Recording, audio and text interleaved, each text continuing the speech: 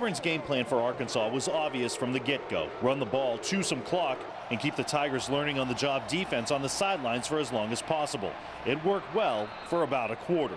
Turning the ball over, dropping passes on critical downs, getting penalties to negate positive plays, all of that is recipes for losing.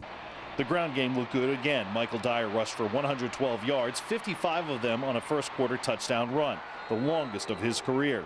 Freshman quarterback Kyle Frazier continued to impress with his legs as well. His 7-yard touchdown put Auburn up 14-7 at the end of the first. But when the Tigers had to throw the ball, things didn't go well. Starter Barrett Trotter was inaccurate, often throwing into coverage and missing open receivers. He connected on 6 passes all game and threw a second-half interception. Frazier wasn't better, throwing 2 picks to go along with 2 completions. We had drop passes, missed passes. A lot of things didn't go the way we planned them. Coach Gene Chizik deflected criticism away from Trotter, but the junior hasn't cracked the 200-yard barrier in his last 2 games combined. There was a lot of circumstances right in there that weren't necessarily quarterback related.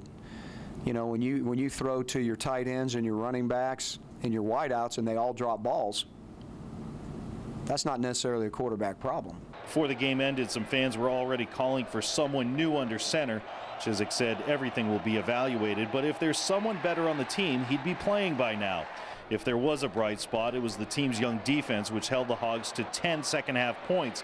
But to win in the SEC, you've got to be able to stop them and score, something that's not happening for Auburn lately. When we play hard and we, play for 4 quarters, we usually come on top, so we just got to keep on building on this. Auburn's killer October is now halfway over, and the Tigers are 1-1. With games coming up at home against Florida and on the road against LSU, how the Tigers bounce back from Saturday's loss will go a long way to determining how successful the rest of the season will be. As the story with the Tigers in Arkansas, Chris Pallone, Alabama's 13 Sports.